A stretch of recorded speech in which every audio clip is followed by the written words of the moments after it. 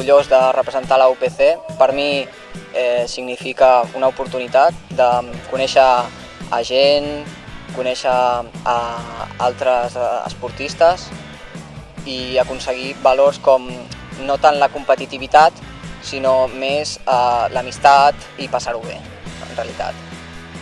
Sí, així efectivament és com ho has dit, l'any passat ens vam quedar a semifinals i aquest any hem tingut la sort de poder passar a la final i bé, és un honor que cada any segueixin pujant gent nova, jo en porto 5 i cada any coneixem a nova gent, fem un nou grup i fem activitat, fem un esport que és el que a tots ens agrada i coneixem gent i transmetem uns valors que ens agraden a tots.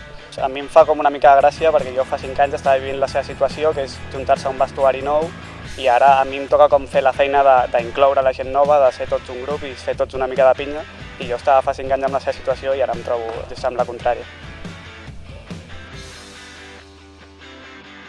Per viure emocions diferents, que no viuràs si jugues al teu club normalment.